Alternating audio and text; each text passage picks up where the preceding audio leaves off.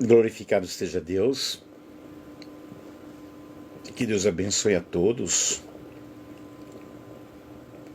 Feliz final de semana, tenham uma sexta-feira feliz, um restante de sexta-feira feliz. E eu vou aqui falar sobre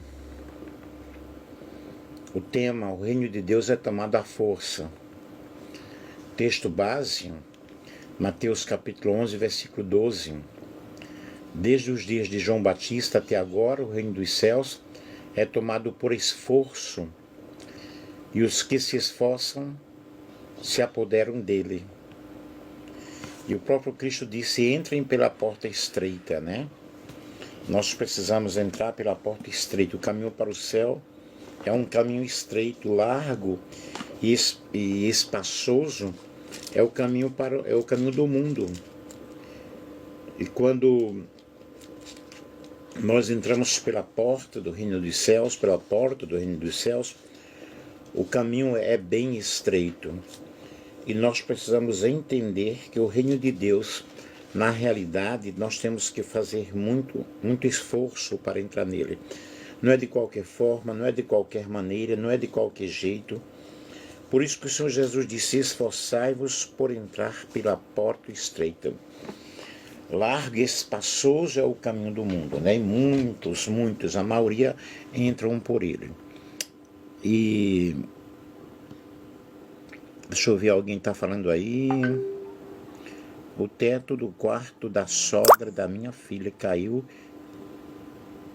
não tinha ninguém embaixo. Você falou que Deus estava dando livramento a alguém.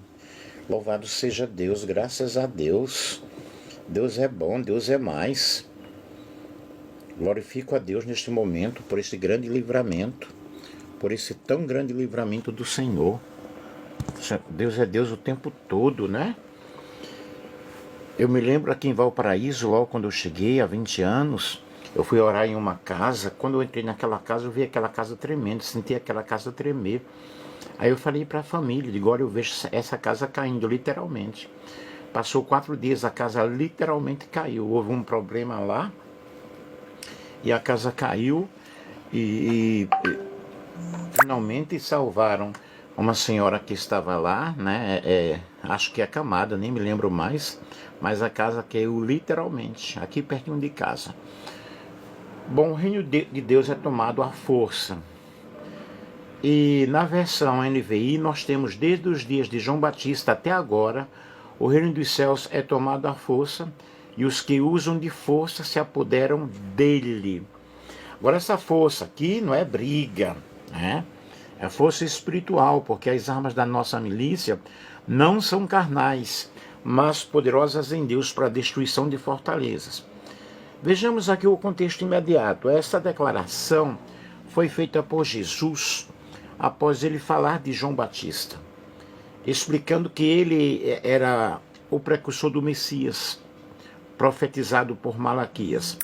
João Batista iniciou uma revolução espiritual muito grande, chamando o povo ao arrependimento e preparando o povo, né, e a preparação para o reino de Deus, nesse contexto imediato. E no contexto histórico aqui, Jesus e João Batista, nós vemos um cenário político, o domínio romano muito grande. O povo judeu vivia sob a opressão do Império Romano. E a presença romana era constante, impostos pesadíssimos, fortíssimos, soldados nas ruas, tribunais pagãos e autoridades limitadas dos líderes judeus. E havia aí, nessa época, um forte desejo de libertação política. E muitos esperavam que o Messias fosse um líder militar, que libertaria Israel como Davi fez no passado. Deixa eu ver aí. Boa tarde, pastor, a paz do Senhor. Ok, vamos estar orando. Então vejam, nesse cenário político havia todo esse domínio romano, né? No cenário religioso, nós observamos que havia um sistema religioso corrompido. A religião judaica era dominada por um grupo, ou por grupos como os fariseus, os saduceus e os escribas, que colocavam regras pesadas sobre o povo. E o templo deveria ser um lugar de adoração. Estava profundamente envolvido com política e lucro. Até Jesus chega no templo, eles estavam lá fazendo da casa de Deus comércio e Jesus expulsa-os. Jesus, com muita autoridade, né, derruba ali a mesa dos cambistas. Então vocês vejam como estava deplorável a situação no sistema religioso. Aí havia uma grande expectativa, havia um desejo messiânico, havia uma grande expectativa pela vinda do Messias, com base nas profecias do Antigo Testamento, porque as profecias do Antigo Testamento prediziam, falavam de onde o Cristo viria, de onde o Messias iria, como surgiria, e muitos esperavam um Messias conquistador, não um servo sofredor como Jesus. E Jesus, na realidade, ele veio com toda a humildade, mas na unção e no poder do Espírito Santo, com uma missão que Isaías capítulo 61 fala, de libertar os cativos. Ele veio para libertar os oprimidos do diabo. Deus era com ele, e sinais e maravilhas, milagres, pessoas opressas, pessoas com enfermidades eram curadas por Jesus. Vejamos aqui a linha do tempo, vamos falar num contexto histórico e bíblico. No ano 63 a.C., Roma conquista a Judéia. General Pompeu conquista Jerusalém. Aí nós temos o início do domínio romano sobre os judeus, causando revolta e tensão constante. E os judeus esperavam um Messias político que os libertasse de Roma. Isso no ano 63. No ano 37 a.C., nós vemos Herodes o Grande, que assume como rei da Judéia, nomeado por Roma como rei dos judeus, também conhecido por suas obras, como a ampliação do templo, mas também por sua crueldade extrema. Ele era muito cruel, super cruel. Governava com mão forte, perseguindo qualquer ameaça ao seu poder. E no ano 4 a.C., nós vemos aí a morte de Herodes o Grande. Seu reino é dividido entre os seus filhos. Aí nós temos Herodes Antipas, que governa a Galiléia, onde João Batista e Jesus pregam, né? Pregavam ali naquele momento. Nós temos Arquelau, governa a Judéia brevemente, depois substituído por governadores romanos. Temos Pilatos, que se torna, né, que vai se tornar mais tarde o governador da Judéia, que é o prefeito romano. Nos anos 5 a 6 DC, depois de Cristo, provavelmente o nascimento de João Batista e Jesus. Ambos nascem sob o domínio romano, né? Nasceram sob o domínio romano, crianças criadas em um ambiente religioso, opressor e politicamente instável. Havia muita opressão ali na religião. No ano 26 ao 27 depois de Cristo, nós vemos o início do ministério de João Batista. João começa a pregar no deserto: arrependei-vos, pois o reino de Deus está próximo. João Batista, como mensageiro do Senhor, preparando para a vinda do Messias, ele denuncia os pecados de todos, inclusive de Herodes Antipas. O povo começa a ir em massa até ele. E muitos se arrependem, muitos são batizados, inclusive Jesus, né, se batizou por João Batista. Ele abala o sistema religioso e moral da época. No ano 28 depois de Cristo, batismo de Jesus por João, nós vemos aí o início do ministério público de Jesus. Jesus confirma na realidade que João é o Elias que havia de vir, Mateus 11:14, e Jesus prega: o reino de Deus está entre vós. No ano 29 depois de Cristo, nós vemos a prisão de João Batista. João é preso por ordem de Herodes Antipas, por confrontá-lo sobre adultério com Herodias. João continua preso, permanece preso, enquanto Jesus continuava pregando e os milagres acontecendo, as curas acontecendo, as pessoas sendo libertas através de Cristo. No ano 30 depois de Cristo, nós vemos aí a morte de João Batista. Herodias convence sua filha a pedir a cabeça de João. Herodes manda decapitá-lo e o reino sofre uma violência literal muito forte. João, o mensageiro, é morto por confrontar o pecado. Então vejam que João Batista detonava o pecado, anunciava o pecado. E no ano 30 ao 33 depois de Cristo, o ministério de Jesus, e aí vai aumentando a oposição. Fariseus, os saduceus e autoridades religiosas começam a conspirar contra Jesus. Multidões seguiam a Cristo de todas as cidades, de todos os lugares, afluíam para ouvir Jesus falar, buscavam sobre o Messias, aprendiam sobre o Messias. Multidões o seguem, mas os líderes, na realidade, rejeitavam o ensino de Jesus e procuravam ocasiões para matá-lo. Inclusive, a lição da escola dominical amanhã, que vai falar sobre a igreja perseguida, vai falar, eu fiz uma live sobre isso, sobre esses grupos religiosos que foram levantados na época e que os próprios líderes religiosos, eles perseguiram a Cristo, eles detonavam o ensino de Jesus. Os saduceus, nós temos aqui na Bíblia, vemos que as autoridades religiosas da época dos apóstolos começaram a se opor contra a igreja, aí começa a perseguição. E Atos 5 menciona 3 grupos: os saduceus, os sacerdotes, os saduceus e capitães do templo. Os saduceus eram um grupo muito influente com um grande poder político e religioso. Eles tinham o apoio dos sacerdotes e dos anciãos. E dentro dessas classes religiosas eram os mais poderosos. Esse grupo já tinha tentado realmente atrapalhar o ministério de Jesus em diversas ocasiões.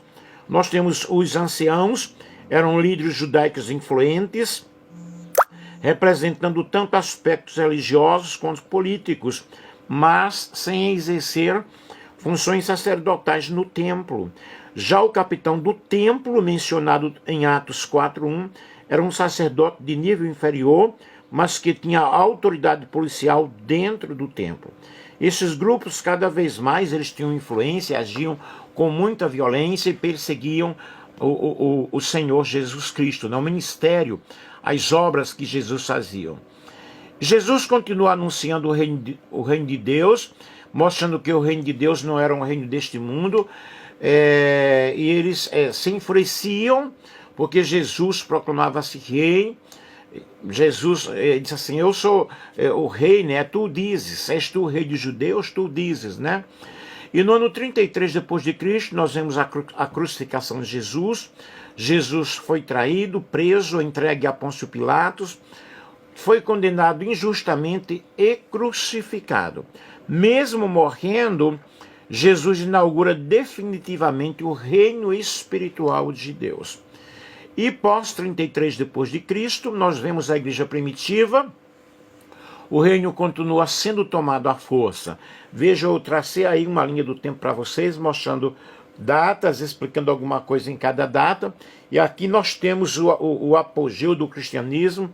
A igreja, ela continua firme, a igreja continua em pé, o reino de Deus vai sendo tomado à força, porque é com esforço que se consegue servir a Deus. Os apóstolos são perseguidos. Quando você estuda, quando nós estudamos a história da igreja, a história do cristianismo, vamos ver principalmente no livro de Atos dos Apóstolos como os discípulos, como os apóstolos, eles sofreram açoites, como eles eram perseguidos, mas a palavra de Deus não estava presa.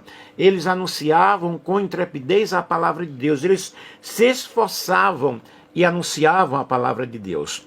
Nesse período, Paulo é preso e açoitado, depois morto. O reino de Deus cresce, mas enfrenta uma oposição religiosa muito forte. e a igreja ia aumentando cada dia, o número de fiéis. Com a perseguição, os cristãos foram espalhados, e aí foi a permissão de Deus para que o evangelho fosse propagado também aos gentios, fosse propagado a todas as nações daquela época, mas com grande esforço, com muita oração, com muito zelo, com muita dedicação, com muito sofrimento. A igreja, ela cresceu. E nessa conclusão da linha do tempo, a frase de Jesus, o reino de Deus é tomado à força, acontece um momento de intenso conflito espiritual, de um intenso conflito político e religioso. Desde João Batista, os mensageiros do reino de Deus enfrentaram oposições, enfrentaram crueldades, enfrentaram açoites, enfrentaram injustiças, mas também houve aqueles que com força, com fé e com coragem o tomaram para si, custe o que custar. Porque o evangelho é renúncia, o reino de Deus é renúncia. Por isso a palavra diz: esforçai-vos por entrar pela porta estreita. João Batista foi um profeta revolucionário. A mensagem de João surge no deserto, longe da estrutura religiosa oficial. Sua pregação era muito radical. Arrependei-vos, porque está próximo o reino dos céus. Mateus capítulo 3 e versículo 2. Ele confrontava diretamente o pecado, tanto do povo quanto dos líderes, inclusive de Herodes. Então observe que João Batista era um profeta do Senhor, anunciando, detonando o pecado do povo, levando o povo ao arrependimento. Aí nós temos aí muito impacto com a mensagem de João Batista. João abalou o status quo. Multidões iam até ele. Ele não era diplomático, não buscava agradar autoridades, mas ele pregava o reino de Deus. Arrependam-se, né? Arrependam-se. Acabou sendo preso, executado por Herodes, por confrontar o pecado do rei. E Jesus disse: entre os nascidos de mulher, ninguém apareceu maior do que João Batista. Marcos capítulo 11 e o versículo 11. O reino de Deus, queridos, é um reino em que acontece uma guerra espiritual. Jesus está dizendo que o reino está em confronto direto com os próprios poderes estabelecidos, tanto religiosos quanto políticos. Porém, essa luta é no mundo espiritual. Paulo, escrevendo aos Efésios, no capítulo 6 da carta aos Efésios, ele fala dessa batalha espiritual muito forte, uma batalha que não acaba, uma batalha que não termina. Haverá um momento, só na consumação dos séculos, que isso vai acontecer, mas enquanto isso, nós temos que passar por muitas lutas, por muitas dificuldades, por muitas provações, mas naqueles dias, realmente a mensagem era: esforçai-vos por entrar pela porta estreita. Arrependam-se, convertam-se, mudem de vida. Vocês precisam mudar de vida. E aqui nós vemos em Efésios, no capítulo 6, quando diz o seguinte: no demais, irmãos meus, fortalecei-vos no Senhor e na força do seu poder. Efésios 6 e 10. Revesti-vos de toda a armadura de Deus, para que possais estar firmes contra as astutas ciladas do diabo. Porque não temos que lutar contra carne e sangue, mas sim contra os principados, contra as potestades, contra os príncipes das trevas deste século, contra as hostes espirituais da maldade nos lugares celestiais. E aí há uma luta tremenda. Nós precisamos nos esforçar, precisamos orar, jejuar, batalhar, ter cuidado, vigiar a todo instante, vigiar 24 horas. É uma batalha espiritual, mas as armas da nossa milícia não são carnais, mas poderosas em Deus para a destruição de fortalezas.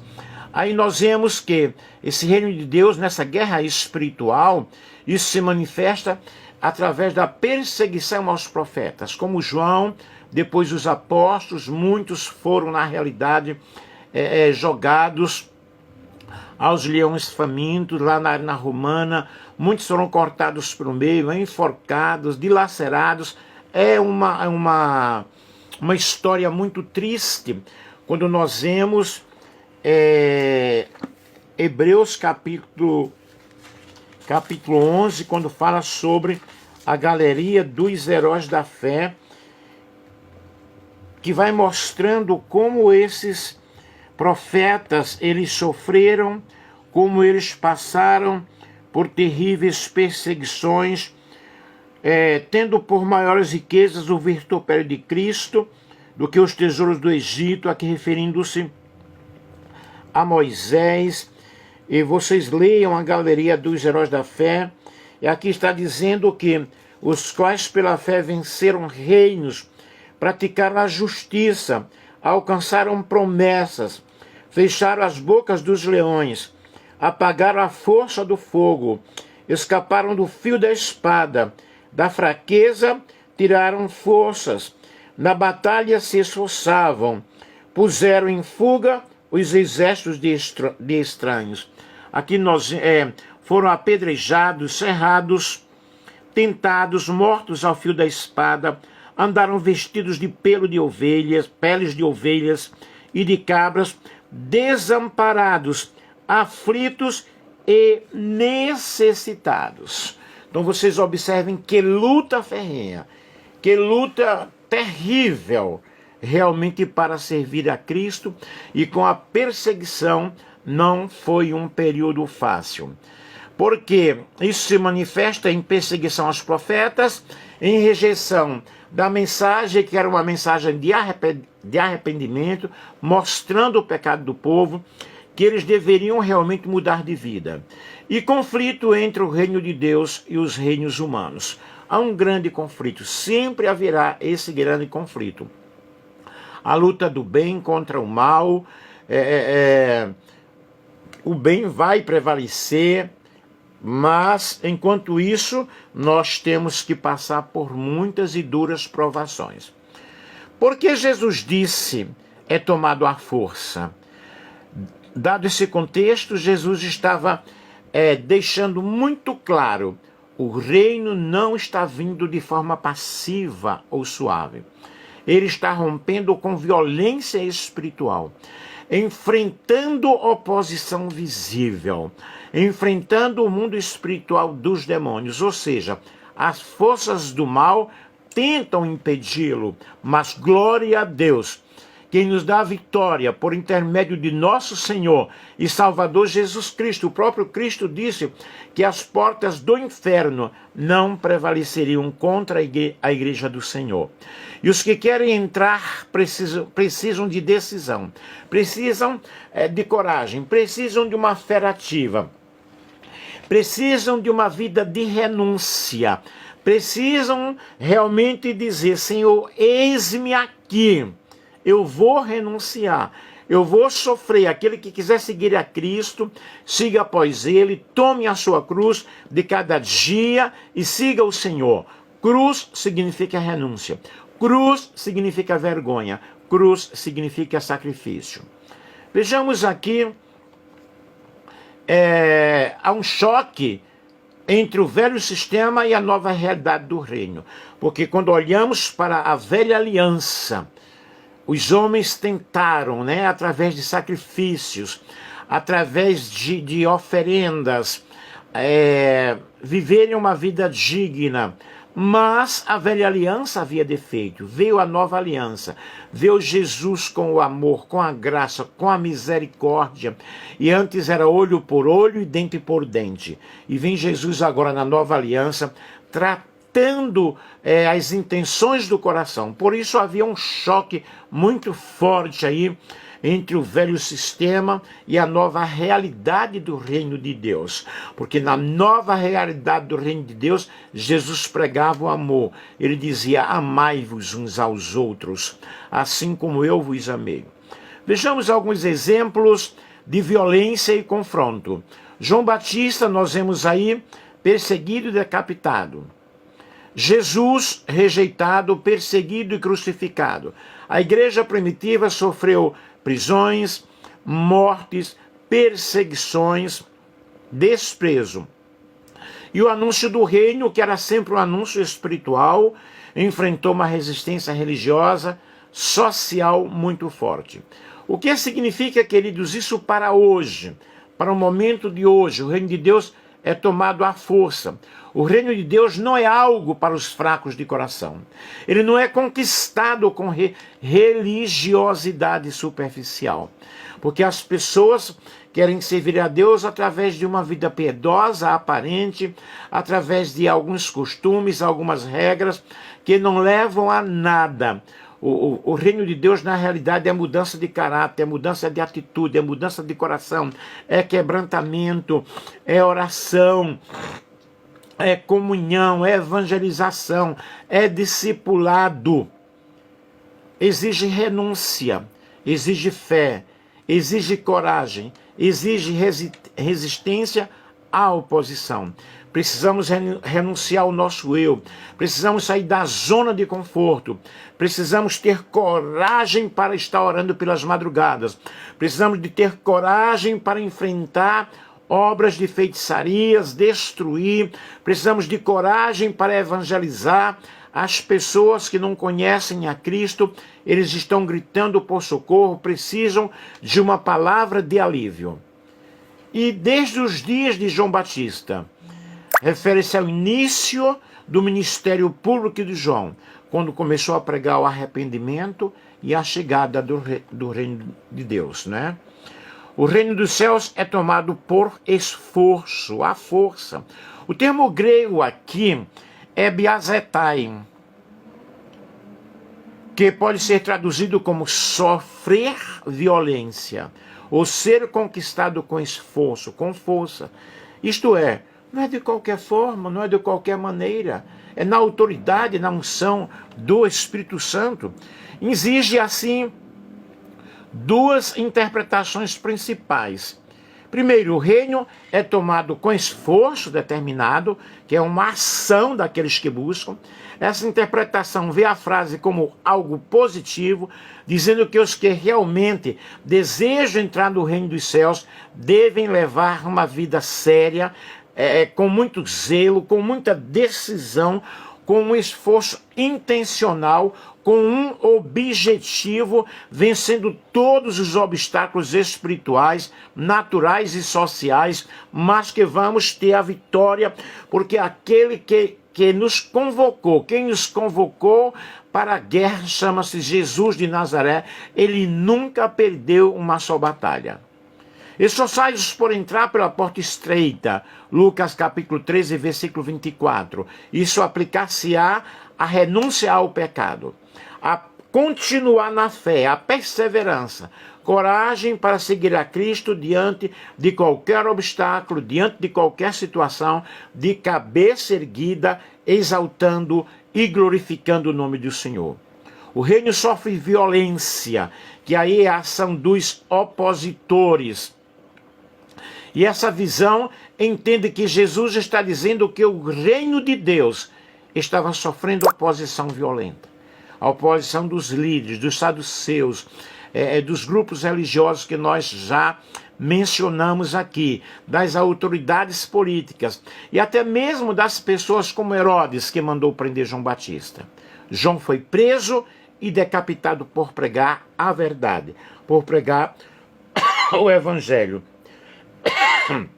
E a perseguição é contra os que pregam a verdade. A perseguição é contra aqueles que pregam uma vida de santidade.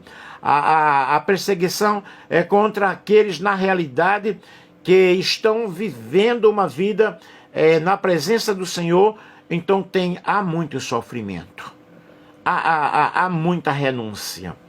E Lucas 16, versículo 16, a lei e os profetas vigoraram até João. Desde esse tempo vem sendo anunciado o evangelho do reino de Deus, e todos os homens se esforçam por entrar nele. Segundo Timóteo 3,12, todos os que querem viver piedosamente em Cristo Jesus serão perseguidos. Filipenses 4, 3 e 14, prossigo para o alvo, pelo prêmio da soberana vocação de Deus em Cristo Jesus. Nós temos um objetivo, nós temos um alvo, e o nosso alvo é chegar nas mansões celestiais. Qual a aplicação prática de tudo isso? O reino exige comprometimento. Não se entra no reino de forma passiva. É preciso coragem, é preciso decisão, é preciso uma fé ativa, é preciso abrir mão do mundo e seguir ao Senhor Jesus.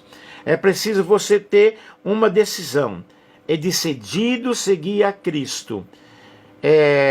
Deste caminho eu não desisto. Então não podemos voltar atrás, de maneira alguma. O reino, ele encontra oposição.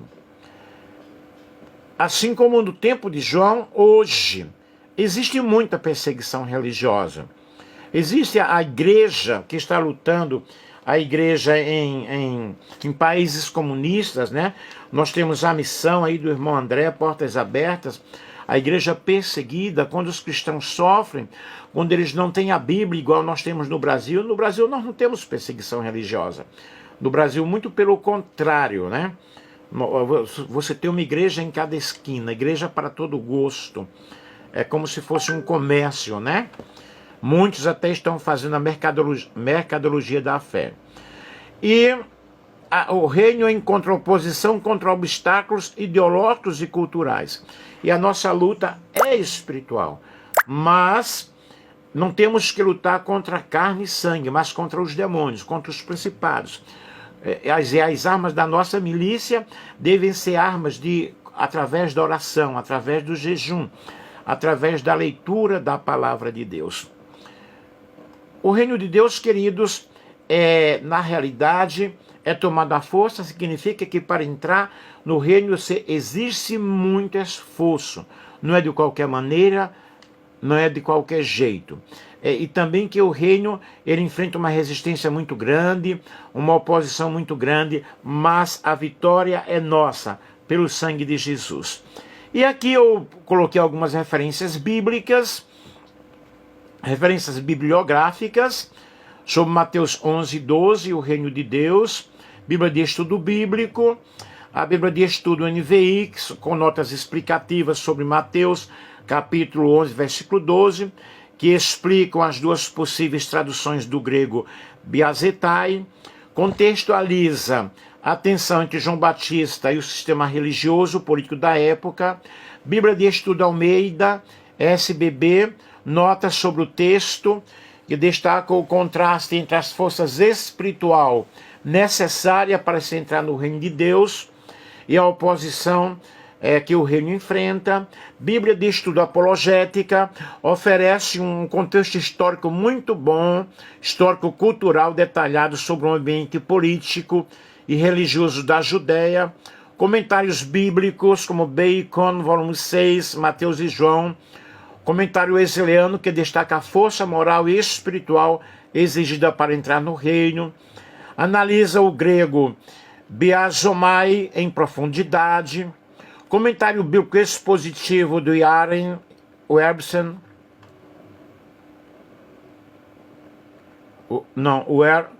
Wersby, que dá ênfase à aplicação prática da passagem, destacando a ideia de coragem espiritual para viver no reino. Tem um comentário aqui, Tyndale New Testament Commentary, Mateus, by R.T. Franz, que aborda a ambiguidade gramatical da expressão grega do contexto messiânico profético de João Batista. Deixa eu ver mais. Mateus, a Commentary, Dale and Allison. É um comentário acadêmico profundo com análise gramatical histórica. Dicionários de enciclopédias bíblicas, dicionário Wine, dicionário do Novo Testamento, enciclopédia histórico-teológica da Igreja Cristã, edições Vida Nova, livros sobre o Reino de Deus, o Reino de Deus de George Eldon Ladd, um dos estudos mais respeitados sobre o conceito do reino, Explica o já e ainda não do reino e o conflito entre o reino de Deus e os poderes deste mundo. Teologia do Novo Testamento, leia, que aborda detalhadamente a mensagem do reino na pregação de João Batista. Cristianismo em conflito de John Stott, que foca na tensão entre o reino de Deus e os sistemas humanos, tanto religiosos quanto políticos. E um monte de estudos, de artigos acadêmicos e outras fontes confiáveis. Foi onde eu pesquisei sobre este assunto, que estou fazendo uma pregação expositiva, fiz um artigo científico aqui mostrando para vocês sobre o que significa o reino de Deus é tomado à força.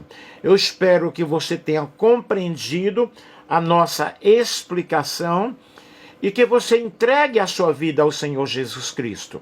Veja, eu fiz um apanhado geral, fiz uma pesquisa, preparei aqui o esboço, coloquei em PDF, ok? Vi sobre esses livros todos aí, vi na palavra do Senhor, pude assim, ampliar muito mais o meu conhecimento e eu espero que você também tenha aprendido nesta tarde. Abre o teu coração, entrega a tua vida ao Senhor Jesus Cristo, compartilha este ensinamento com outras pessoas. Eu sou uma pessoa que procuro dedicar-me cada dia, né?